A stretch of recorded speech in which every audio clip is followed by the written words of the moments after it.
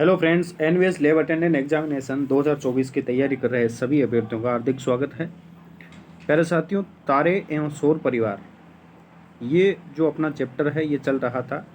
इसमें इसका एक पार्ट अपन ने कवर किया था जिसमें तारामंडल तक हमने पढ़ लिया था। आज इसका सेकंड पार्ट है। इसमें हम इसके प्रीवियस ईयर क्वेश्चंस और एमसीक्यूज से संबंधित भी इसमें बात करेंगे।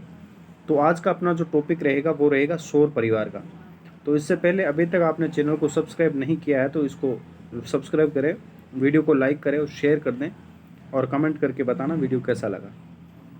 तो हमने यहाँ तक पढ़ लिया था, ठीक है। आज देखिएगा इसमें सौर परिवार जो है अपना ये टॉपिक रहने वाला है, ठीक है। तो आइए इस टॉपिक की शुरुआत कर लेते हैं, ठीक है। सौर परिवार, सूर्य तथा इसकी परिक्रमा करने वाले खगोलीय पिंडों से मिलकर सौर परिवार बनता है, ठीक है ना। इस परिवार में बहुत से पिंड है। कौन कौन से हैं? जैसे कि ग्रह है ना, ग्रह है, धूमकेतु है, क्षुद्र ग्रह हैं और उल्काएं हैं। ये सभी क्या है? इसके पिंड होते हैं।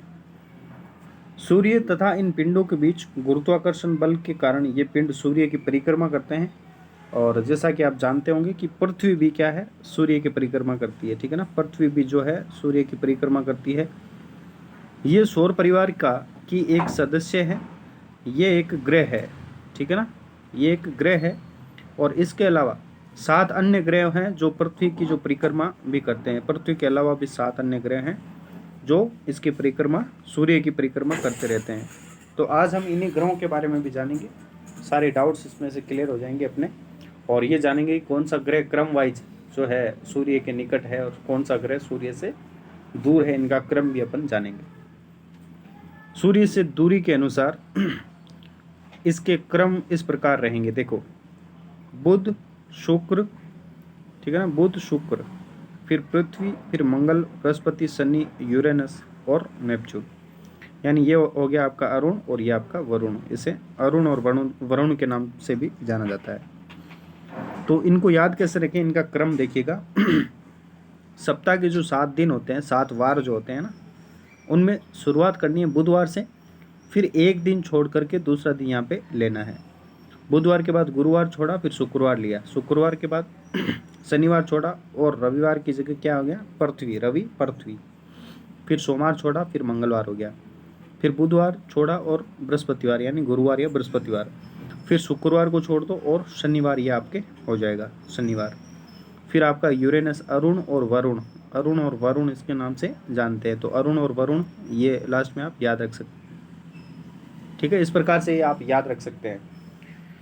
या फिर ऐसे भी रख सकते हैं कि जो ठीक है ना, भूस्यडी जो पृथ्वी होती है उसकी मंगल पर वास आवे। इस प्रकार से भी आप याद रख सकते हो। अरुण वरुण ये एक सूत्र है इसको याद रखने का। तो चलिए इसके बाद अपन ये देखें। नेक्स्ट जो है ये देखो, डायग्राम के माध्यम से यहाँ पे अपन देख लेते हैं। ये देखो, सबसे पहले सूर्य है। सूर्य बीचों बीच है इनके। सूर्य के पास बुध है। बुध है, बुध के बाद ये आपका हो गया क्या? शुक्र है ना। तो इस प्रकार से पृथ्वी, मंगल, ठीक है, बृहस्पति, शनि, फिर यूरेनस और नेपच्यून, ये डायग्राम आप देख सकते हैं, ठीक है। सौर परिवार है। पैमाने के अनुसार ये बताया कि पैमाने के अनुसार इसमें नहीं है। तो यहाँ पर देखिएगा कि उसके बाद इस चित्र में है सौर परिवार का योजनाबद्ध दृश्य है जो आपने देखा है। इस प्रकार से ये सौर परिवार का सदस्य है।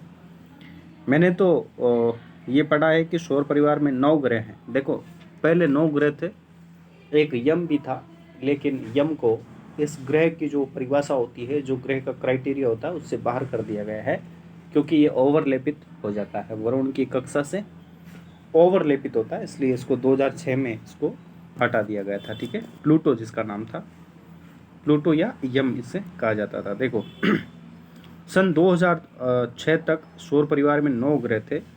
प्लूटो और सौर परिवार का सूर्य से दूरतम ग्रह था प्लूटो जो था। प्लूटो यानी यम जिसे कह सकते हैं।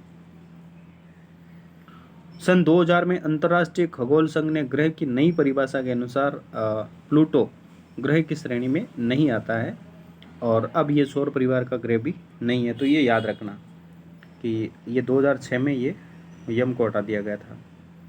अब देखो, सौर परिवार के सदस्यों में जो मुख्य बिंदु है वो अपना सूर्य ही होता है, ठीक है ना। इसी के चारों ओर ग्रह जो है चक्कर लगाते रहते हैं। तो सूर्य के बारे में समझते हैं। सूर्य हमसे निकटतम तारा है। सूर्य जो है हमसे निकटतम तारा है। ये निरंतर विशाल मात्रा में ऊष्मा और प्रकाश का उत्सर्जन कर रहा है। पृथ्वी की लगभग समस्त ऊर्जा का स्रोत क्या है भाई? सूर्य ही है। पृथ्वी की लगभग जो ऊर्जा है ना, उसका स्रोत क्या है? सूर्य ही है, समस्त ऊर्जा का। वास्तव में सभी ग्रहों की ऊष्मा तथा प्रकाश की ऊर्जा जो है, इसका प्रमुख स्रोत के रूप में जो अपन देखें तो सूर्य ही है, ठीक है। इसके बाद अपन देख लेते हैं ग्रह क्या होते हैं, ठीक है। ग्रह होते हैं कि ग्रह तारों की भांति प्रतीत होते हैं। ग्रह जो है तारों की भांति प्रतीत होते हैं, परंतु ग्रहों में अपना प्रकाश नहीं होता। ये सूर्य के प्रकाश से चमकते हैं। वे केवल अपने ऊपर पड़ने वाले सूर्य के प्रकाश को परावर्तित करते हैं और उसी से वो चमकते हैं, ठीक है। इसके बाद देखो, ग्रह और तारों में भेद कैसे करें। ग्रह तथा तारों में अंतर करने के लिए सरलतम विधि क्या है कि तारे जो है वो टिमटिमाते हैं। तारों की टिमटिमाने का कारण भी आपको पता है। प्रकाश का कौन सी घटना है जिसकी वजह से तारे टिमटिमाते हुए नजर आते हैं? तो प्रकाश का अपवर्तन। तारे टिमटिमाते हैं, जबकि ग्रह ऐसा नहीं करते हैं। ग्रह नहीं टिमटिमाते हैं, ठीक है। और तारों के सापेक्ष सभी ग्रहों की स्थिति भी बदलती रहती है। किसके सापेक्ष? तारों के सापेक्ष। इस बात को इंपॉर्टेंट कर लेना, याद रखना। नेक्स्ट है, प्रत्येक ग्रह एक निश्चित पथ पर सूर्य की परिक्रमा करता है तथा इस पथ को कक्षा कहा जाता है, ठीक है। इसे कक्षा कहते हैं जिसपे वो निश्चित पथ है जहाँ पे परिक्रमा करता है, उसे कक्षा कहा जाता है। किसी भी ग्रह द्वारा सूर्य की एक परिक्रमा पूरी करने में लगे समय को उस ग्रह का परिक्रमण काल कहते हैं, ठीक है ना। जब कोई भी ग्रह सूर्य की एक परिक्रमा पूरी कर लेगा तो ये जो टाइम होगा इसको परिक्रमण काल कहते हैं। ग्रहों की सूर्य से दूरी बढ़ने पर उनके परिक्रमण काल में भी क्या होती है? वृद्धि हो जाती है। अब देखो, नेक्स्ट है आपका क्रियाकलाप आएगा।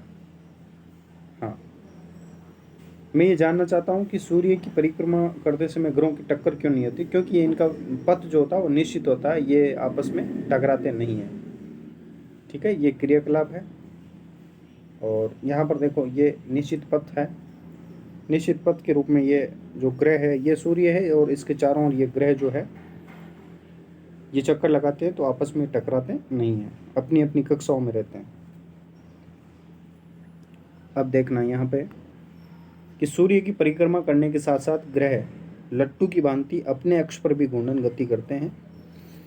किसी ग्रह द्वारा एक घूर्णन पूरा करने में लगने वाले समय को उसका घूर्णन काल कहते हैं। ये भी आप इम्पोर्टेंट कर सकते हैं, घूर्णन काल क्या होता है। नेक्स्ट देखिएगा, लट्टू की तरह इस प्रकार से भी अपने अक्ष पर गति करते हैं। कुछ ग्रहों के ज्ञात उपग्रह, उपग्रह मतलब चंद्रमा, उपग्रह कह सकते हैं। जैसे पृथ्वी का ज्ञात उपग्रह क्या है? एक चंद्रमा है एकमात्र, जो कि प्राकृतिक उपग्रह के रूप में जाना जाता है, जो कि उनकी परिक्रमा करते हैं। किसी खगोलीय पिंड की परिक्रमा करने वाले अन्य खगोलीय पिंड को पहले खगोलीय पिंड का उपग्रह कहते हैं।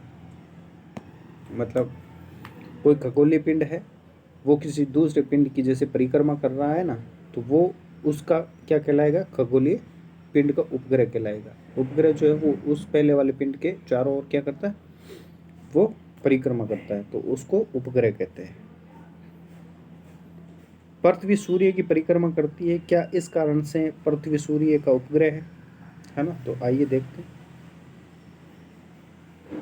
पृथ्वी को सूर्य का उपग्रह कहा जा सकता है। पृथ्वी जो है ना, इसको सूर्य का उपग्रह कहा जा सकता है। यद्यपि सामान्यतः हम देखें तो हम इसे सूर्य का ग्रह कहते हैं। पृथ्वी जो है ये सूर्य का ग्रह है। ग्रहों की परिक्रमा करने वाले पिंडों के लिए ही उपग्रह शब्द का प्रयोग किया जाता है। समझ रहे? जो भाई ग्रह है उनकी परिक्रमा करते हैं, जो ग्रह के चारों ओर परिक्रमा करते हैं, उन्हीं के लिए उन्हीं पिंडों को उपग्रह कहा जाता है। चंद्रमा जो है वो पृथ्वी का उपग्रह है, ठीक है। चंद्रमा जो है वो पृथ्वी का एकमात्र प्राकृतिक उपग्रह है, ये बात याद रखना। बहुत से मानव निर्मित उपग्रह भी पृथ्वी की परिक्रमा कर रहे हैं। जो मानव निर्मित होते हैं उन्हें कृत्रिम उपग्रह कहा जाता है, जैसा कि आप सभी जानते हैं। मानव द्वारा निर्मित होगा वो कृत्रिम ही होगा। देखो प्राचीन खगोलिकी इससे संबंधित बात है यहाँ पर। देखो आर्यभट्ट की थोड़ी जानकारी यहाँ पे है। लगभग 4000 वर्ष पुराने ऋग्वेद में प्राचीन भारत की खगोलिकी का उल्लेख है। और खगोलिकी जो है इसमें कई भारतीय विद्वानों का योगदान रहा है। मुख्यतः ज्ञात खगोलिकों में से एक आर्यभट्ट है।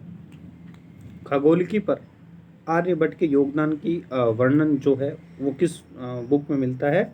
आर्यभट्टिया में उसका उल्लेख मिलता है, जिसे उन्होंने 23 वर्ष की आयु में 499 सी में लिखा था। उनके द्वारा परिकलित पृथ्वी के व्यास का मान वर्तमान मान के लगभग ये बराबर था। पृथ्वी अचल है ना, इस प्रकार की जो प्रचलित मान्यताएं थी ना, तो उनके विपरीत जाकर के आर्यभट्ट ने सुझाया कि जो पृथ्वी है वो गोल है। पृथ्वी कैसी है? गोल है, और यह अपने अक्ष पर भी क्या करती है? घूर्णन करती है। पृथ्वी के नक्षत्र काल के लिए उनका अनुमानित जो मान था ना, वो 23 घंटे 56 मिनट और मतलब 4.1 सेकंड था, जो वर्तमान जो समय है उसके मान के बहुत निकट था। चंद्रमा तथा ग्रह सूर्य के प्रकाश के परावर्तन द्वारा चमकते हैं या चमकते हुए प्रतीत होते हैं, ऐसा भी उन्होंने प्रतिपादित किया था। तो ये आर्यभट्ट ने उस टाइम ही बता दिया था। उन्होंने चंद्र तथा सूर्य ग्रहण की भी वैज्ञानिक व्याख्या दी थी। क्या कहा था कि जब पृथ्वी की छाया चंद्रमा पर पड़ती है तो चंद्र ग्रहण होता है। आर्यभट्ट ने कहा कि जब पृथ्वी की छाया जो है चंद्रमा पर पड़ती है तो चंद्र ग्रहण होता है, और जब चंद्रमा की छाया पृथ्वी पर पड़ती है, जब चंद्रमा की छाया पृथ्वी पर गिरेगी तो उस समय क्या होता है? सूर्य ग्रहण होता है। तो ये परिघटनाएं के बारे में आर्यभट्ट ने बताया था। और आर्यभट्ट के अनुसार पृथ्वी और चंद्रमा के बीच की दूरी का मान वर्तमान में ज्ञात जो दूरी है उसके बहुत करीब था। ठीक है, तो ये आर्यभट्ट की छोटी सी जानकारी थी। अब देखो सबसे पहले अपन ग्रह की बात कर लेते हैं, और सबसे पहला ग्रह अपन लेते हैं बुध ग्रह। ठीक है, ये रहा ग्रह बुध। बुध ग्रह के बारे में जानते हैं कि बुध ग्रह सूर्य से निकटतम है। जैसा कि उस चित्र में आपने देखा ही होगा कि बुध ग्रह जो है इसके सूर्य के सबसे निकटतम ग्रह है। ठीक है ना, सूर्य का सबसे निकटतम ग्रह के रूप में कौन सा ग्रह होता है? तो बुध ग्रह होता है। और अब देखना ये हमारे सौर परिवार का लघुतम ग्रह है, सबसे छोटा ग्रह बुध ही है, क्योंकि बुध सूर्य के अत्यधिक निकट है, अतः अधिकांश समय तक सूर्य की चकाचौंध में ये छिपा रहता है। इसके कारण क्या होता है? इसका प्रेक्षण करना यानी इसे देख पाना अत्यंत कठिन होता है। तथापि सूर्योदय के तुरंत पूर्व अथवा सूर्यास्त के तुरंत बाद इसे क्षितिज में देखा जा सकता है। सूर्यास्त के पहले और सूर्यास्त के तुरंत बाद इसको क्षितिज में, जहाँ आकाश और पृथ्वी मिलती हुई नजर आती है, वहां पर हम इसको देख पाते हैं या देख सकते हैं। अतः ये वहीं दिखाई देता है जहां वृक्षों अथवा भवनों द्वारा क्षितिज को देखने में कोई बाधा नहीं आती। बिल्कुल साफ और स्वच्छ होता है, किसी प्रकार का वृक्ष या कोई भवन आड़े नहीं आते हो, वहां इसको देखा जा सकता है। और सबसे इम्पोर्टेंट बात, बुध का कोई अपना उपग्रह नहीं होता है। ठीक है ना, तो ये सिंपल सी बात है। बुध है जो सबसे छोटा ग्रह है, और इस पे कोई किसी प्रकार का वायुमंडल भी यहाँ पे नहीं होता, और इसका कोई उपग्रह भी नहीं होता है। नेक्स्ट देखो शुक्र, ये इंपॉर्टेंट है, यहाँ से सवाल बन सकता है शुक्र ग्रह से। शुक्र जो है ये जो है आपका ग्रहों में शुक्र ग्रह पृथ्वी का निकटतम पड़ोसी है। पृथ्वी जो है इसका निकटतम पड़ोसी कौन सा है? शुक्र ग्रह है। और रात्रि के समय आकाश में यह सबसे अधिक चमकीला होता है, इसलिए इसको चमकीला ग्रह भी कहा जाता है। कभी कभी शुक्र पूर्वी आकाश में सूर्योदय से पूर्व दिखाई देता है, और कभी कभी सूर्यास्त के तुरंत बाद भी आपको दिखाई देता है। तो देखो इसलिए सूर्य कभी कभी सूर्यास्त के तुरंत बाद भी दिखाई देता है और सूर्य उदय से पहले। तो सूर्य उदय और सूर्य अस्त जब होता है, एक तो सांझ के समय होता है यानी शाम का समय, और सुबह के समय यानी प्रभात के समय, भोर के समय। तो इसको देखना, इसलिए इसे क्या कहा जाता है, सांझ का तारा या भोर का तारा भी इसको कहा जाता है ना। प्रातः प्रभात तारा भी इसी को कहते हैं, यानी प्रातः तारा या संध्या तारा या सांझ का तारा भी इसी को ही कहा जाता है, शुक्र ग्रह को ही कहा जाता है। और ये लगभग पृथ्वी के बराबर होता है ना, इसलिए इसको पृथ्वी की बहन के नाम से भी जाना जाता है, यानी पृथ्वी की बहन, पृथ्वी की बहन भी इसी ग्रह को ही कहा जाता है, याद रखना। पृथ्वी की बहन कौन सा ग्रह है, शुक्र ग्रह। नेक्स्ट है, यद्यपि ये तारा नहीं है, यद्यपि क्या, ये तारा नहीं है, रात्रि के आकाश में इसे ढूंढने का प्रयास कीजिएगा। तो शुक्र का अपना कोई उपग्रह नहीं है, शुक्र का भी क्या नहीं है, शुक्र और बुध का कोई भी अपना उपग्रह नहीं है। इसकी अपने अक्ष पर घूर्णन गति कुछ असाधारण होती है। ये क्या करता है, पूर्व से पश्चिम की ओर घूर्णन करता है, जबकि पृथ्वी जो है वो पश्चिम से पूर्व की ओर गति करती है, घूर्णन करती है। ये उल्टी दिशा में, यानी जो आपका शुक्र और अरुण जो होते हैं ना, ये विपरीत दिशा में गति करते हैं, ठीक है। तो ये चीज़ आप याद रखना, ये तो पूर्व से पश्चिम की ओर गति करते हैं, जबकि पृथ्वी जो है पश्चिम से पूर्व की ओर आपकी गति करती है। नेक्स्ट है, यहाँ पर और भी एक दो चीज़ें अपन देख सकते हैं कि ग्रीन हाउस जो प्रभाव होता है वो इसी ग्रह पे, शुक्र ग्रह पे ज़्यादा देखा जाता है, ठीक है। नेक्स्ट अपन देख सकते हैं पृथ्वी, ठीक है ना, ये आप इसको पढ़ लेना, क्रियाकलाप है। हाँ, अब देखो, यदि आपको अवसर मिले तो दूरबीन द्वारा शुक्र को देखने का प्रयास कीजिए। आप चंद्रमा की भांति शुक्र की कलाओं का परीक्षण करें। ये शुक्र की कलाएं, ये इस प्रकार से आपको दिखाई देगी। अब है आपका नेक्स्ट ग्रह जो है पृथ्वी। पृथ्वी एकमात्र ऐसा ग्रह है जहां पर जीवन पाया जाता है, आप सभी जानते हैं। पृथ्वी सौरमंडल का या सौर परिवार का एकमात्र ऐसा ग्रह है जिस पर जीवन का अस्तित्व ज्ञात है। और पृथ्वी पर पृथ्वी जो है ना अपनी, इस पर जीवन विद्यमान होने तथा उसकी निरंतरता बनाए रखने के लिए कुछ विशिष्ट पर्यावरणीय जो अवस्थाएं होती हैं ना, वो उत्तरदायी होती है इसमें, है ना। तो ये कहाँ कौन कौन सी विशेषताएं हैं वो देखते हैं। इसमें पृथ्वी की सूर्य से उचित दूरी का होना भी शामिल है, ताकि इसमें क्या होता है, पृथ्वी का सही ताप परिसर और जल की उपस्थिति और उपयुक्त वायुमंडल तथा ओजोन का आवरण जो है वो बना रह सके। तो सब कुछ सिस्टमेटिक है, इसलिए यहाँ पर जीवन पाया जाता है। अब देखो, इसको जो है पृथ्वी जो है इसको अपन नीला ग्रह भी कह सकते हैं। पृथ्वी जो है इसको कैसा ग्रह कह सकते हैं, नीला ग्रह, क्योंकि ऊपर से देखने पर ये नीला दिखाई देता है, ठीक है। अभी और भी देखेंगे इसको। हाँ, अंतरिक्ष से देखने पर पृथ्वी के पृष्ठ पर जल तथा भूमि से प्रकाश के परावर्तित होने के कारण वह नीली हरी प्रतीत होती है। नीली हरी, यानी जो पृथ्वी है अंतरिक्ष से देखने पर कैसी दिखाई देगी, नीली हरी दिखाई देती है, इसलिए इसको नीला ग्रह भी कहा जाता है। और पृथ्वी का एकमात्र जो उपग्रह क्या है, चंद्रमा है, अभी हमने पहले बात कर ही ली है। पृथ्वी का घूर्णन अक्ष इसकी कक्षा के तल के लंबवत नहीं होता है प्यारे साथियों। लंबवत ना होकर के इसका अक्ष क्या होता है, झुका हुआ होता है। अक्ष पर ये झुकी हुई होती है, अपने अक्ष पर झुकी हुई होती है, जिसके कारण क्या होता है, ऋतुओं में परिवर्तन होता है, ऋतुएं बनती है ना। ऋतु परिवर्तन के लिए ये उत्तरदायी होता है। पृथ्वी का केवल एक उपग्रह है, वो कौन सा है भाई, चंद्रमा है, ठीक है ना। एक प्राकृतिक उपग्रह चंद्रमा है। नेक्स्ट आ जाता है आपके मंगल ग्रह। देखो, हाँ, तो मंगल ग्रह क्या है, मंगल ग्रह देखो सबसे इंपॉर्टेंट हो जाता है मंगल ग्रह। अगला ग्रह जो पृथ्वी की कक्षा के बाहर का पहला ग्रह है, पृथ्वी की जो कक्षा है उससे बाहर पहला ग्रह है, वो मंगल ग्रह ही है। देखो अभी तक हमने तीन ग्रह पढ़ लिए हैं, बुध, शुक्र, पृथ्वी और चौथा है मंगल। तो ये जो चार ग्रह जो है अपने हैं ये आंतरिक ग्रहों की श्रेणी में आते हैं, ठीक है। और बाकी ये बाह्य ग्रह की श्रेणी में आते हैं, ठीक है ना। बुध, शुक्र, पृथ्वी और मंगल ये आंतरिक ग्रह कहलाते हैं, और बृहस्पति, शनि और अरुण वरुण जो होते हैं वो बाह्य ग्रह होते हैं, ठीक है। तो ये चीज़ भी आप ध्यान में रखना। तो मंगल ग्रह की जब बात करते हैं तो वह मंगल ग्रह जो है ये हल्का रक्ताभ प्रतीत होता है। रक्ताभ मतलब लाल कलर का ये आपको दिखाई देता है, इसलिए इसको लाल ग्रह भी कहा जाता है। और इसके दो प्राकृतिक छोटे दो मतलब दो छोटे प्राकृतिक उपग्रह हैं इसके उपग्रह कौन कौन से हो जाते हैं भाई? इसके उपग्रह एक तो हो जाता है फोबोस और एक हो जाता है डीमोस।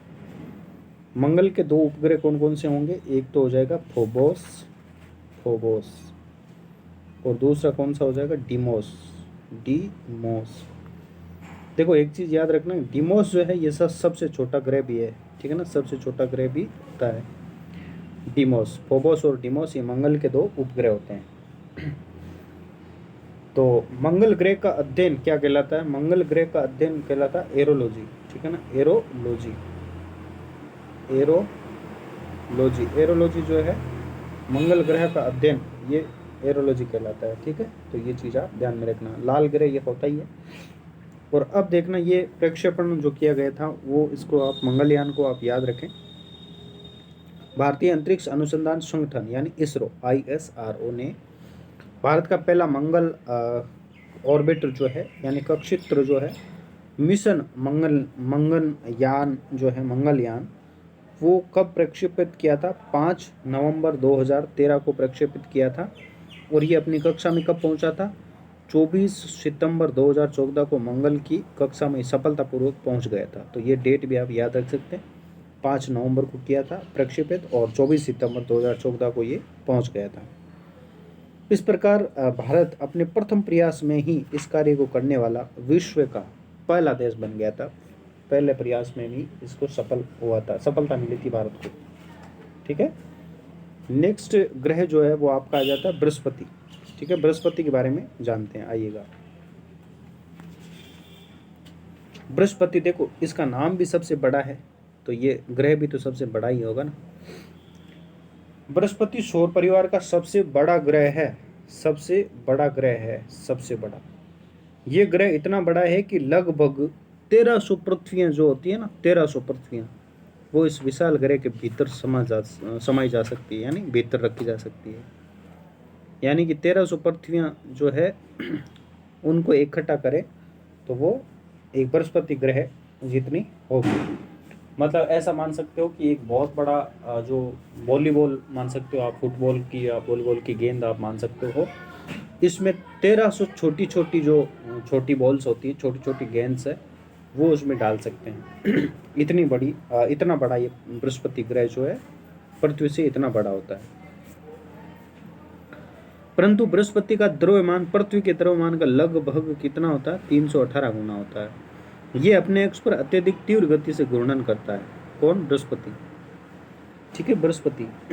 इसको देवताओं का गुरु ग्रह भी कह सकते हैं, देवताओं का गुरु इसी ग्रह को कहा जाता है। और आप एक चीज़ और भी देख सकते हैं इसमें कि इस पर जो है इसका क्या कहते हैं, चलो पहले ये देख लेते हैं कि आप पृथ्वी के विषुवत वृत्त से परिचित है। विषुवत वृत्त के तल को पृथ्वी का विषुवतीय तल कहते हैं। वह तल जिसमें पृथ्वी सूर्य की परिक्रमा करती है उसे पृथ्वी का कक्षीय तल कहते हैं। और ये दोनों तल एक दूसरे से कितने डिग्री का कोण पर झुके हुए हैं? 23.5 डिग्री के कोण पर झुके हुए हैं। इसका तात्पर्य क्या हुआ कि पृथ्वी का अक्ष अपने कक्षीय तल से 66.5 डिग्री यानी 66.5 डिग्री के कोण पे झुका हुआ है। तो इस चीज़ को आप ध्यान में रखना। तो इसके बाद अपन देखो बृहस्पति का और भी देखते हैं। हाँ देखो पहले क्या करें कि मेरी धारणा ये है कि यदि आप एक इतनी बड़ी गेंद लें जिसमें लगभग 1300 मटर के दाने समा सकें, तो ये गेंद बृहस्पति को निरूपित करेगी बिल्कुल, और मटर के दाने पृथ्वी को निरूपित करेंगे। तो ये बात है, ठीक है। अब यहाँ पर देखें कि बृहस्पति के बहुत से प्राकृतिक उपग्रह हैं। बृहस्पति जो है ना, इसके देखो बृहस्पति और उसके चारों ओर जो है ग्रह देख सकते हैं। ये रहा बृहस्पति और उसके 4 बड़े उपग्रह आप देख सकते हैं।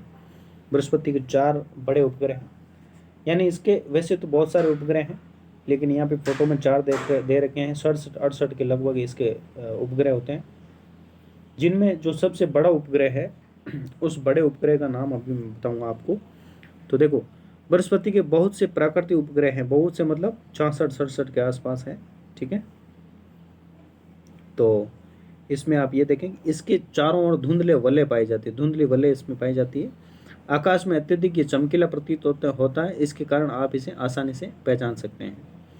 यदि आप इसका परीक्षण दूरबीन की सहायता से करें तो आप इसके 4 बड़े चंद्रमा मतलब उपग्रह भी देख सकते हैं।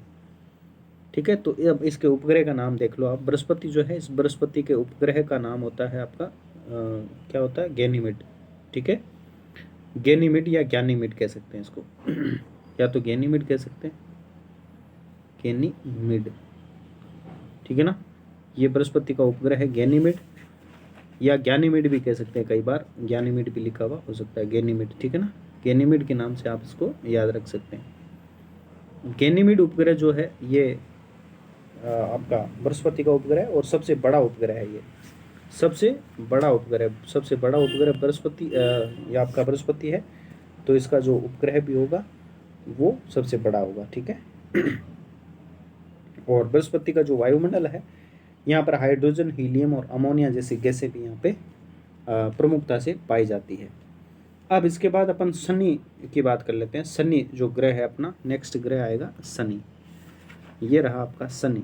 देखो इसमें देखो आप वलय देख सकते हैं शनि के अंदर, ये वलय शनि ग्रह पे पाई जाती है।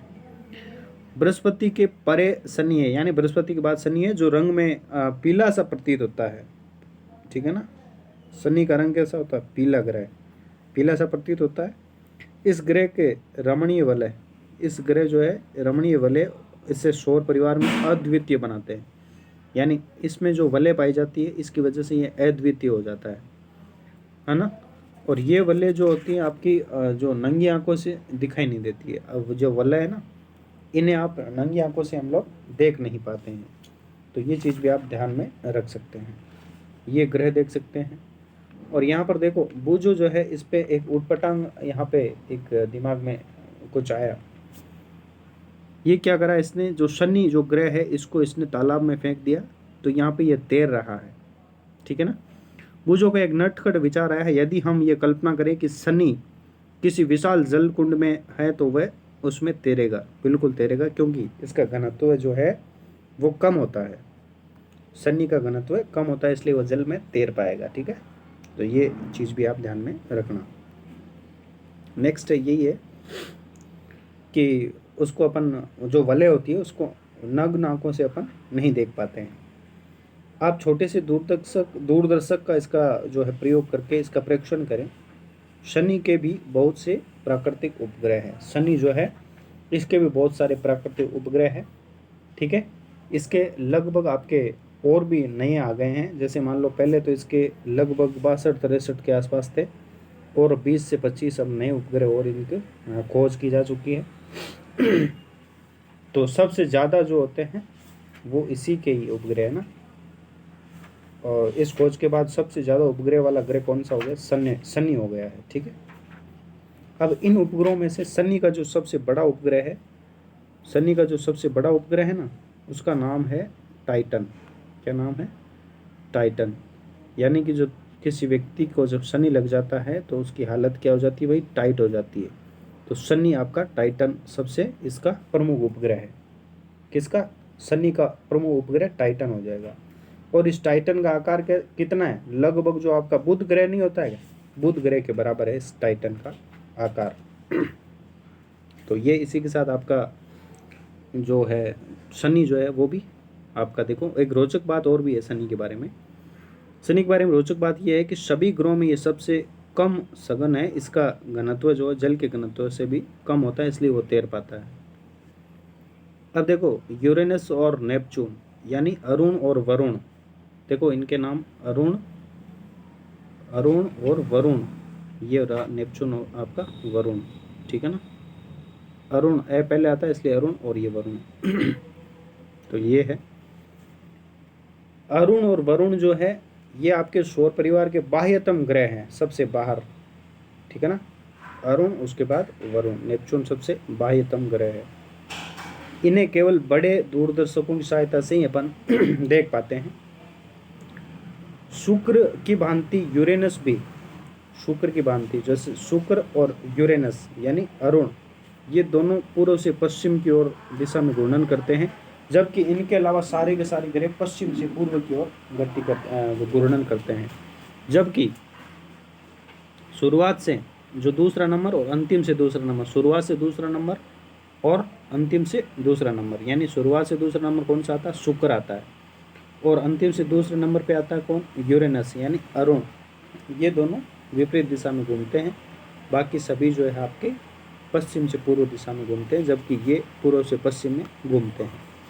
इसकी विलक्षण विशेषता क्या है? ये अत्यधिक झुका हुआ होता है। क्या होता है भाई? अत्यधिक झुका हुआ होता है, इसलिए इसको लेटा हुआ ग्रह भी कहा जाता है। इसके परिणाम स्वरूप ये कक्षीय गति में अपने पृष्ठ पर लुढ़कता सा रहता है, इसलिए इसको लुढ़का हुआ या लेटा हुआ ग्रह भी कहा जाता है। लेटा हुआ ना, ये अरुण जो है ये लेटा हुआ रहता है पूरे दिन भर। क्या है? लेटा हुआ। और एक दिन छोड़ के दूसरे दिन ये क्या है? स्कूल जाता है, और बाकी पूरे दिन लेटा हुआ रहता है। तो इस प्रकार से ये ग्रह आप याद कर सकते हैं। नेक्स्ट आ जाता आपका, इसी में देखो, इसको देख सकते हैं, ये अपने कक्ष पर जो है गति कर रहा है, ये लुढ़कते हुए। ठीक है। और इस प्रकार से आप ये भी देख सकते हैं। अब देखना यहाँ से पढ़े, सौर परिवार के प्रथम 4 ग्रह जो हैं, प्रथम 4 ग्रह कौन कौन से? बुध, शुक्र, पृथ्वी और मंगल। ठीक है ना। ये अन्य 4 ग्रहों की तुलना में सूर्य के अधिकतम अत्यंत निकट है, इसलिए इन्हें आंतरिक ग्रह कहते हैं। शुरुआत के जो 4 हैं, बुध, शुक्र, पृथ्वी और मंगल, इनको आंतरिक ग्रह कहते हैं। और जो बाहर वाले हैं मंगल के बाद, उनको आप बाह्य ग्रह कहते हैं। आंतरिक ग्रहों के बहुत कम चंद्रमा होते हैं, यानी बहुत कम आपके उपग्रह होते हैं। और वे ग्रह जो मंगल की कक्षा से बाहर होते हैं, जैसे कि बृहस्पति, शनि, यूरेनस और नेपच्यून, ये आंतरिक ग्रहों की तुलना से कहीं अधिक दूर होते हैं, और जो दूर होते हैं उन्हें बाह्य ग्रह कहा जाता है। और इनके चारों ओर वलय निकाय होती है। ये बाह्य ग्रहों के अधिक संख्या में चंद्रमा यानी उपग्रह होते हैं। बाह्य जो उपग्रह होंगे ना, बाह्य ग्रह जो होंगे उनके उपग्रह अधिक होते हैं आंतरिक ग्रहों की तुलना में। नेक्स्ट अब अपन पढ़ते हैं कि सौर परिवार के कुछ अन्य सदस्य कौन कौन से हैं सौर मंडल में, और कौन कौन से सदस्य रहते हैं। चलिए आइए देखते हैं। हाँ, तो अब देखें कि ग्रहों के अतिरिक्त सूर्य की परिक्रमा करने वाले कुछ अन्य पिंड भी है, जैसे कौन कौन से हैं। ये भी सौर परिवार के सदस्य हैं। इनमें अपन जानकारी लेते हैं कि कौन कौन से हैं। तो इनमें सबसे पहला आता है क्षुद्र ग्रह। क्षुद्र ग्रह का इम्पोर्टेंट है कि ये किन किन के बीच में होता है, यानी कौन कौन से ग्रहों के बीच में होता है। तो ये होता है आपका मंगल और बृहस्पति के बीच में। मंगल और बृहस्पति की जो कक्षाएं हैं, इनके बीच में ये क्षुद्र ग्रह पाए जाते हैं। काफ़ी बड़ा अंतराल होता है। इस अंतराल को बहुत सारे छोटे छोटे पिंडों ने घेर रखा है, जो कि सूर्य की परिक्रमा करते हैं, और इन्हीं पिंडों को क्या कहते हैं भाई? क्षुद्र ग्रह कहते हैं। इम्पोर्टेंट सवाल क्या बनता है? यही बनता है कि क्षुद्र ग्रह किन के बीच होता है? तो मंगल और बृहस्पति के बीच में पाया जाता है। क्षुद्र ग्रहों के केवल बड़े दूरदर्शकों द्वारा ही इनको देखा जा सकता है। ये देखो, ये आपको ये पॉइंट ये आपको दिखाई दे रहे हैं, तो यही आपके क्षुद्र ग्रह हैं, जो कि ये मंगल और ये बृहस्पति के बीच में यहाँ पे ये पाए जाते हैं। अब इसके बाद नेक्स्ट आता है आपका धूमकेतु। धूमकेतु के बारे में जानते हैं। धूमकेतु भी हमारे सौर परिवार का सदस्य है। ये अत्यंत पर्वलीय कक्षा में सूर्य की परिक्रमा करते हैं, परंतु इसका सूर्य का परिक्रमण काल सामान्यतः काफ़ी अधिक होता है। और सामान्यतः धूमकेतु चमकीले सिरे तथा लंबी पूंछ वाले होते हैं। ये इंपॉर्टेंट है, चमकीले सिरे और लंबी पूंछ वाले होते हैं। जैसे जैसे जैसे कोई धूमकेतु सूर्य के समीप आता जाता है, इसकी पूंछ के आकार में क्या है भाई? बढ़ोतरी होती है और ये बढ़ती जाती है। किसी धूमकेतु की पूंछ सदैव ही सूर्य के परे होती है। ठीक है, सूर्य के परे होती है। ये रहा आपका धूमकेतु, आप देख सकते हैं। किसी धूमकेतु की अलग अलग जो स्थितियां हैं वो आपको दे रखी है। ऐसे बहुत से धूमकेतु ज्ञात है जो समय समय पर एक निश्चित काल अंतराल पर दृष्टिगोचर होते हैं। और जैसे इसका देखो नाम याद रखना धूमकेतु का, वो हेलेका धूमकेतु जो है, ये आपको लास्ट अभी दिखा था लास्ट में। ये एक ऐसा धूमकेतु है जो लगभग हर 76 वर्ष बाद में, यानी हर 76 वर्ष के अंतराल में ये आपको दिखाई देता है। और इसे पिछली बार कब देखा था? सन 1986 में इसको देखा गया था। तो अब बताइए अगली बार आप इसको कब देखेंगे? तो 1986 में 76 आप ऐड कर दोगे, तो उसके बाद ये हेलेका धूमकेतु जो है आपको 2062 के लगभग आपको ये दिखाई देने वाला है। ठीक है, तो ये हेलिका धूमकेतु है जो आप याद रख सकते हैं। अब धूमकेतुओं के विषय में अंधविश्वास है। कौन कौन सा अंधविश्वास क्या है कि कुछ व्यक्ति ऐसा सोचते हैं कि धूमकेतु घोर विपत्तियों जैसे युद्ध, महामारी, बाढ़ आदि के संदेशवाहक होते हैं। तो ऐसा नहीं है, ये सब मिथक है, यानी कल्पित मान्यताएं हैं और अंधविश्वास है। धूमकेतु का दृष्टिगोचर होना यानी धूमकेतु का दिखाई देना केवल और केवल प्राकृतिक परिघटनाएं हैं और इससे डरने की कोई आवश्यकता आपको नहीं है। नेक्स्ट अपन पढ़ते हैं उल्काएं और उल्कापिंड। देखो, रात्रि के समय में जब आकाश साफ होता है ना बिल्कुल, और चंद्रमा भी आपको दिखाई नहीं दे रहा हो, ठीक है, रात्रि के समय जब आकाश साफ हो तथा चंद्रमा भी न दिखाई दे रहा हो, तो आप कभी कभी आकाश में प्रकाश की एक चमकीली धारी सी देखते हैं। बिल्कुल चंद्रमा साफ हो, आकाश साफ हो, चंद्रमा भी उसमें ना निकला हुआ, उस समय एक चमकीली धारी आपको आसमान में दिखाई देती है। तो इसको अपन क्या कहते हैं, इसे शूटिंग स्टार कहते हैं, है ना।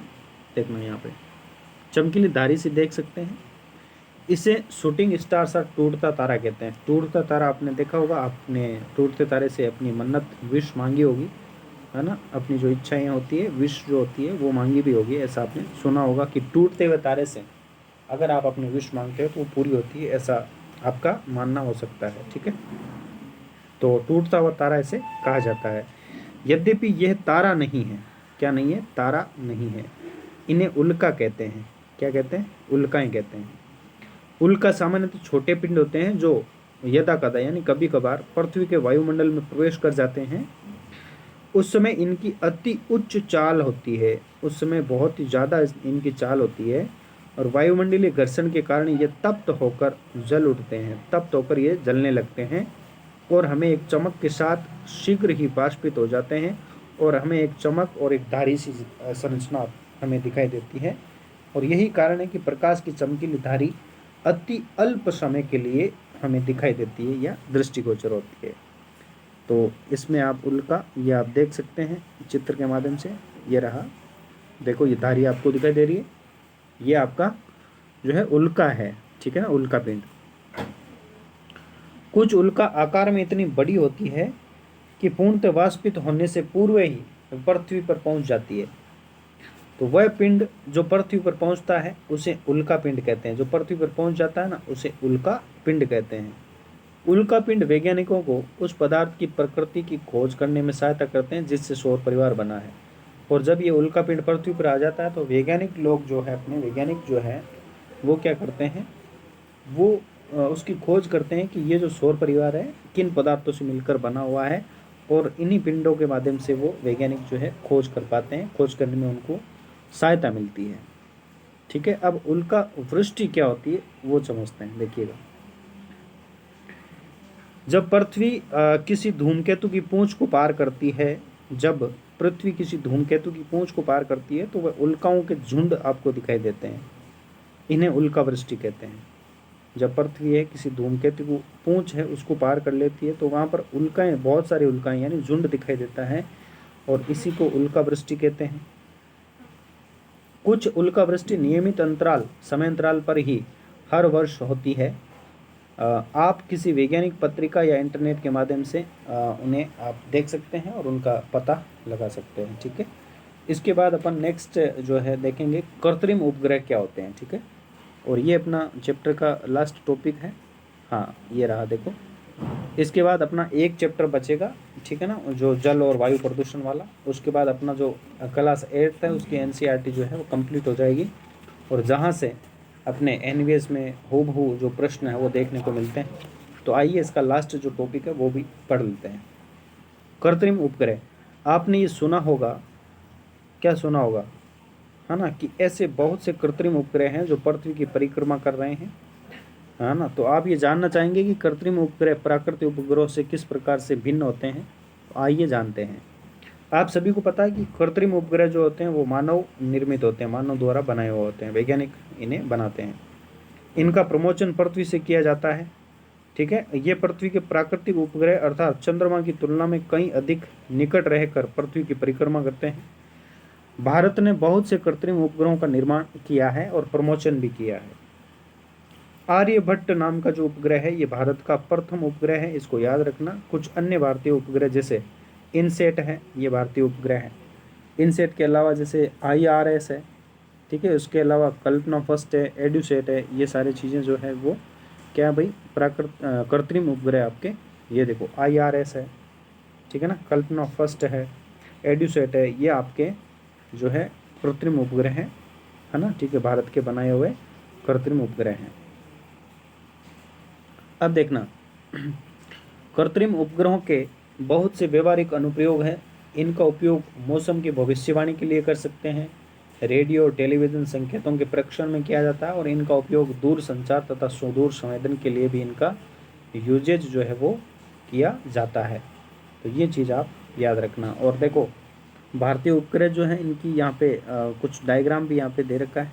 देखो ये आप देख सकते हैं, ये उपग्रह भारतीय कुछ उपग्रह हैं, इनको आप आराम से देख सकते हैं। तो इसी के साथ ही अपना चैप्टर हो जाता है कंप्लीट। आइए इस चैप्टर के सवाल देख लेते हैं, ठीक है। चलिए अब इस चैप्टर के आप सवाल ज़रूर देखें और इसके उत्तर बताने की, हाँ देखो वीडियो को पॉज करके सबसे पहले आप इसके उत्तर आप मन में सोचें, उसके बाद अपने उत्तर से मिलान करें कि सही बता रहे हैं या गलत बता रहे हैं, ठीक है। सबसे पहला प्रश्न है, निम्नलिखित में से कौन सौर परिवार का सदस्य नहीं है। देखो यहाँ पे पूछ रहा नहीं है, तो कौन सा नहीं है इनमें से। तो इनमें देखो क्षुद्र ग्रह हैं, उपग्रह हैं, धूमकेतु है, लेकिन क्या है भाई तारामंडल जो है ये इसका उपग्रह सदस्य जो है सौर परिवार का सदस्य नहीं है। तो ये इसका आंसर राइट आंसर अपना ऑप्शन ग हो जाएगा। नेक्स्ट आता आपके सामने 2 नंबर प्रश्न, निम्नलिखित में से कौन सूर्य का ग्रह नहीं है। सूर्य का ग्रह कौन सा नहीं है पूछ रहा फिर से, तो बताइएगा। ग्रह देखो सीरियस ग्रह थोड़ी है, सीरियस ग्रह नहीं है, बुध ग्रह है, शनि है, पृथ्वी है। तो यहाँ पर अपना उत्तर क्या हो जाएगा, ऑप्शन क जो है ये तो एक चमकीला तारा है भाई, है ना, सबसे अधिक चमकीला तारा है। तो कमेंट करके बताइए ये कौन से तारामंडल में पाया जाता है सीरियस, ठीक है। हाँ नेक्स्ट क्वेश्चन आपका आ जाता है, थर्ड क्वेश्चन है, चंद्रमा की कलाओं को घटने का कारण है ना। चंद्रमा की कलाओं के घटने का कारण ये है कि जो चंद्रमा होता है ना, हम चंद्रमा का केवल वह भाग ये देखते हैं जो हमारी आंखों को क्या है, हाँ हम चंद्रमा का केवल वह भाग देख सकते हैं जो हमारी ओर प्रकाश का परावर्तित करता है। तो यही इसका जो है राइट आंसर हो जाएगा, ठीक है। हमारी चंद्रमा की दूरी परिवर्तित होती रहती है, ऐसा नहीं है। तो ये इसका फर्स्ट ऑप्शन ही अपना राइट आंसर हो जाएगा। अब आइए रिक्त स्थान की पूर्ति से संबंधित। सबसे पहला रिक्त स्थान है आपका कि जो सूर्य है ये सबसे अधिक दूरी वाला ग्रह है। सूर्य से सबसे अधिक दूरी वाला ग्रह कौन सा बताओ। सबसे अधिक दूर कौन है, सबसे लास्ट वाला ग्रह हो जाएगा। सबसे लास्ट में हमने क्या पढ़ा था, अरुण वरुण और वरुण यानी नेपच्यून को पढ़ा था, ठीक है। तो इसका राइट आंसर हो जाएगा नेपच्यून, नेपच्यून या वरुण, वरुण कह सकते हैं इसको, वरुण, ठीक है। नेपच्यून या वरुण ग्रह जो है सबसे दूरस्थ होता है। और वर्ण में रक्तताप प्रतीत होता है। रक्तताप का मतलब समझे, लाल लाल कलर का ग्रह जो कौन सा है वो कौन सा है, तो मंगल, आप सभी जानते होंगे मंगल। नेक्स्ट है आपका तारों के ऐसे समूह को जो कोई पैटर्न बनाते हैं। पैटर्न बनाने वाले कौन से होंगे भाई, तारामंडल ही होंगे, है ना। तारों के समूह जो पैटर्न बनाते हैं उन्हें क्या कहते हैं भाई, तारा मंडल कहते हैं। तो यहाँ पर आप भर लेंगे तारा मंडल, आप कह सकते हैं इसको तारा मंडल, ठीक है। नेक्स्ट हो जाता है आपका जो है शूटिंग स्टार। शूटिंग स्टार वास्तव में क्या होते हैं। शूटिंग स्टार से पहले ये आपका ग्रह रह गया ना। तो ग्रह की परिक्रमा करने वाले खगोलीय पिंडों को क्या कहते हैं। ग्रह की जो परिक्रमा करते हैं वो तो आपके उपग्रह होते हैं भाई। ग्रह की जो परिक्रमा करते हैं वही तो क्या होते हैं, उपग्रह होते हैं। उपग्रह के बाद अपन देखें तो शूटिंग स्टार वास्तव में क्या होते हैं, क्या नहीं होते हैं। शूटिंग स्टार वास्तव में तारे नहीं होते हैं, ठीक है। शूटिंग स्टार जो होते हैं ना वो वास्तव में क्या नहीं होते हैं, तारे नहीं होते हैं। शूटिंग स्टार तो अभी हमने लास्ट में पढ़ा था क्या होते हैं। शूटिंग स्टार तारे ना होकर के आपके अभी हमने लास्ट में पढ़ा था कि जो धूमकेतु, जो आपके धूमकेतु जो होते हैं, धूमकेतु क्या है ना, उल्काएं जो होती है वो चमकीली जो चीज़ें दिखाई देती है आपको, चमकीली धारी सी दिखाई देती है, वो शूटिंग स्टार यानी टूटता तारा आपको नज़र आता है। तो जिसे अपन क्या कह सकते हैं, ये वास्तव में तारे नहीं होते हैं, ये उल्का होती है। इन्हें क्या कहते हैं, उल्काएं, ठीक है, उल्का कहते हैं, ठीक है। अब ये इंपॉर्टेंट है कि क्षुद्र ग्रह किन किन ग्रहों के बीच होता है, क्षुद्र ग्रह किन किन ग्रहों के बीच होता है, तो ये हमने पढ़ा था। एक तो आपका मंगल होता है और दूसरा कौन सा है, बृहस्पति। मंगल और बृहस्पति, ठीक है। मंगल और बृहस्पति के मध्य ये क्या पाए जाते हैं भाई, क्षुद्र ग्रह जो आपके पाए जाते हैं। तो ये हो गए आपके खाली जगह वाले। अब आपको देखो ट्रू फॉल्स वाले आपको करने हैं, बताने हैं कौन सा सत्य है कौन सा असत्य है। क्या में देखिएगा, ध्रुव तारा सौर परिवार का सदस्य है। क्या ध्रुव तारा सौर परिवार का सदस्य है? सौर परिवार का सदस्य नहीं है ध्रुव तारा, ठीक है। वो तो तारामंडल में आ जाता है। नेक्स्ट आता है आपके सामने बुध सौर परिवार का सबसे छोटा ग्रह, तो बिल्कुल सही बात है ये। तीसरा यूरेनस सौर परिवार का दूरतम, यूरेनस नहीं है। यूरेनस है क्या? यूरेनस तो क्या है, यूरेनस नहीं है आपका। सबसे बाहर हो जाता वो नेपच्यून होता है ना, दूरस्थ नेपच्यून हो जाएगा, तो ये बात भी गलत है। इनसेट एक कृत्रिम उपग्रह है, तो बिल्कुल ये कृत्रिम उपग्रह है। हमारे सौर परिवार में 9 ग्रह हैं, 9 नहीं है, कितने हैं, 8 ग्रह हैं, तो ये आपका गलत हो जाएगा। नेक्स्ट हो जाता आपका ओरायन जो है वो तारामंडल केवल दूरस्थ दूरदर्शक द्वारा ही देखा जा सकता है, तो क्या ऐसा है? नहीं, ऐसा नहीं। अपन इसको ओरायन तारामंडल को ऐसे भी देख सकते हैं, तो ये आपका चे भी गलत हो जाएगा, ठीक है। तो ये इस प्रकार से आपके चैप्टर के आपके सवाल थे। अब अपन देखते हैं प्रीवियस ईयर में कौन से सवाल पूछे गए थे और इसके अलावा संभावित प्रश्न कौन कौन से बन सकते हैं, उनको लेकर के चर्चा करते हैं। तो ये है आपके सामने जो प्रीवियस ईयर का सवाल है, ये पूछा गया था आपसे। ये एनईवीएस लैब अटेंडेंट 2022 में पूछा हुआ सवाल है, ठीक है। तो ये सवाल आपसे पूछा गया था कि पृथ्वी से सूर्य की दूरी लगभग, और यहाँ पे डैश प्रकाश मिनट होती है, तो इसका राइट आंसर आप बताएं। वीडियो को पॉज करके राइट आंसर सोचें, उसके बाद आप देखें कि सही है या गलत है। तो इसका राइट आंसर आपका क्या हो जाएगा, ऑप्शन सी, ठीक है। 8 प्रकाश मिनट इसका राइट आंसर रहेगा। तो ये आपका देखो, इसकी व्याख्या भी आप देख सकते हैं साथ के साथ। सूर्य से पृथ्वी की दूरी लगभग 8 प्रकाश मिनट की है, और सूर्य के प्रकाश को सूर्य से पृथ्वी तक यात्रा करने में औसतन जो टाइम है वो कितना लगता है, 8 मिनट और 16.6 सेकंड का समय यहाँ पे लगता है। और साथ ही साथ सूर्य और पृथ्वी के बीच की दूरी अगर मिलियन में पूछें तो आपका 149 यानी 149.8 मिलियन की किमी यहाँ पे किलोमीटर ये दूरी रहती है। तो नेक्स्ट आपसे ये सवाल भी आपसे पूछा गया था।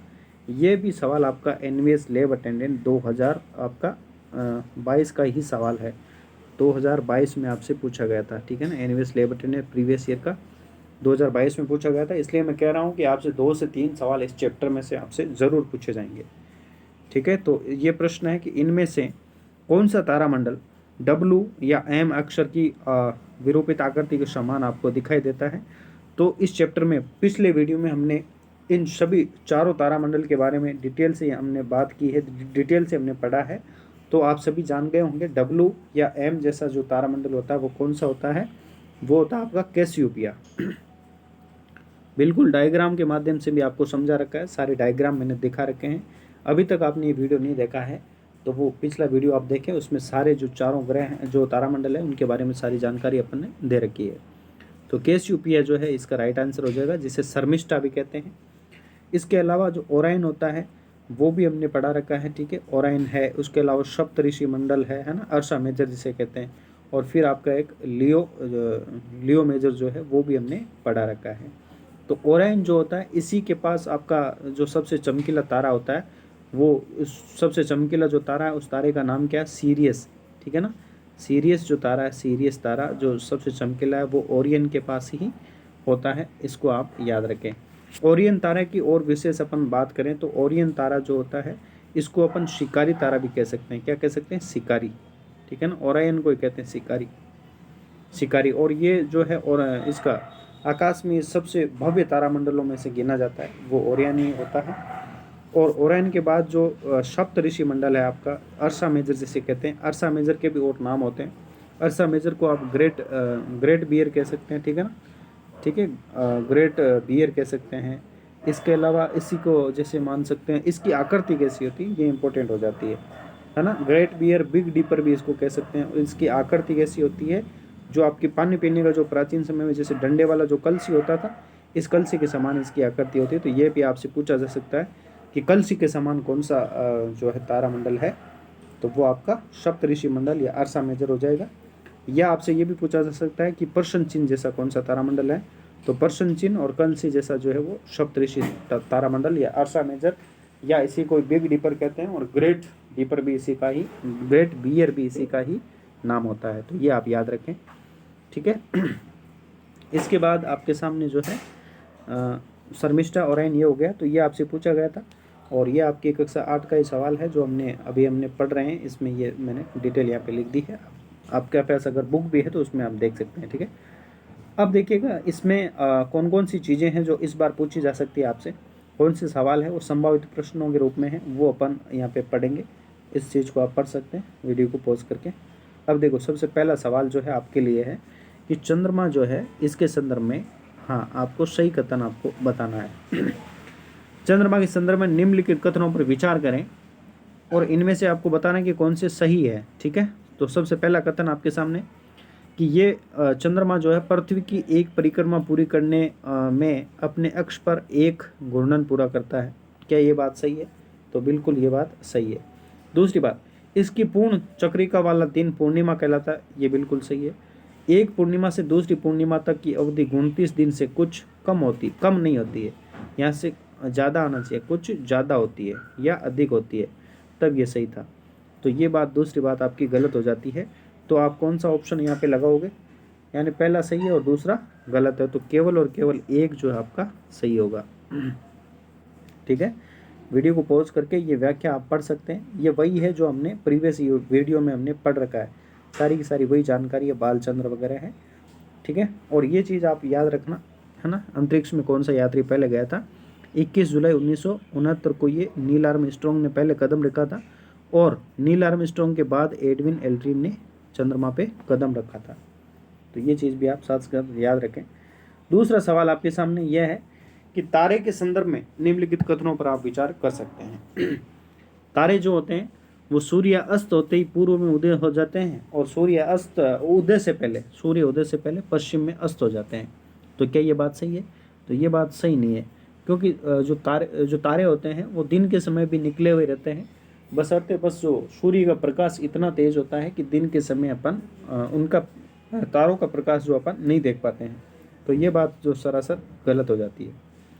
दूसरा, तारों के बीच की दूरी को प्रकाश वर्ष में व्यक्त किया जाता है। तो ये बात ठीक है, तो दूसरा आपका राइट आंसर रहेगा।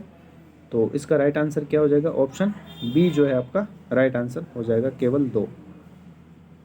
नेक्स्ट है, देखो इसको आप व्याख्या को आप पढ़ सकते हैं आराम से, है ना, ये पढ़ सकते हैं। नेक्स्ट आपके सामने क्वेश्चन आता है, सूर्य, देखो कथन और कारण के भी सवाल आपसे पूछे जा सकते हैं कि सूर्य पूर्व में उदित तथा पश्चिम में अस्त होता है, ये इसका कथन है। तो क्या ये कथन है इस कारण से होता है कि पृथ्वी का घूर्णन अक्ष इसकी कक्षा के तल के लंबवत नहीं है और झुका हुआ है, लंबवत नहीं है, झुका हुआ है। तो कारण यह है, तो लेकिन ये कारण जो है ये इस कथन का कारण नहीं है, क्योंकि पृथ्वी की घूर्णन अक्ष इसकी कक्षा के तल के लंबवत नहीं है, झुकी हुई है। इसके कारण तो क्या होता है, इसकी वजह से ऋतुओं में परिवर्तन होता है, ऋतु में परिवर्तन होता है। ये सूर्य का पूर्व से उदित और पश्चिम में अस्त होना, ये इसका कारण नहीं है। तो ये कथन तो बिल्कुल सही है, लेकिन कारण इसका ठीक नहीं है। तो ऑप्शन ए क्या है, कथन और कारण दोनों सही नहीं कर रहा है, तो सही स्पष्टीकरण नहीं है। तो ऑप्शन बी जो है इसका राइट आंसर आपके सामने हो जाएगा। ये देखो ऑप्शन बी जो इसका राइट आंसर है, और इसकी व्याख्या आप पढ़ें। ये सारी की सारी व्याख्या एनसीईआरटी बेस्ड ही है अपनी, है ना, सारे के सारे एनसीईआरटी के शब्द हैं। नेक्स्ट आपके सामने आता है, ध्रुव तारे के संदर्भ में निम्नलिखित कथनों पर आप विचार करें। ध्रुव तारा क्या होता है? पहला ऑप्शन आपके सामने रहेगा कि सभी तारे इसकी परिक्रमा करते प्रतीत होते हैं। सभी तारे जो होते हैं वो ध्रुव तारे की परिक्रमा करते हुए नजर आते हैं, बिल्कुल आते हैं। दूसरा ऑप्शन, ये पृथ्वी की अक्ष की गति में स्थित होता है, बिल्कुल पृथ्वी की अक्ष की दिशा में स्थित होता है। तीसरा ऑप्शन, ये दक्षिणी गोलार्ध में नहीं दिखाई देता, तो ये बात भी आपकी ठीक है। तो तीनों ही बातें ध्रुव तारे के संदर्भ में क्या है, ठीक है। तो इसका मतलब ऑप्शन डी जो है इसका राइट आंसर रहने वाला है, ठीक है। ऑप्शन डी इसका राइट आंसर जाएगा। नेक्स्ट अपन देखें, नेक्स्ट इसका 5th नंबर अपना सवाल है कि पहचाने जाने योग्य आकृतियों वाले तारों के समूह को तारामंडल कहते हैं। विभिन्न तारामंडलों के संदर्भ में निम्नलिखित कथनों पर आप विचार करें। तारामंडल कौन कौन से, इन पे विचार आपको करना है। जैसे देखो, सबसे पहला है कि विख्यात तारामंडल अर्सा मेजर को सप्तऋषि भी कहते हैं। बिल्कुल सप्तऋषि कहते हैं। अर्सा मेजर जो है उसको सप्तऋषि भी कहते हैं। इसके अलावा ग्रेट बियर कहते हैं और ग्रेट डीपर भी इसी को ही कहा जाता है। तो बिल्कुल ठीक बात है।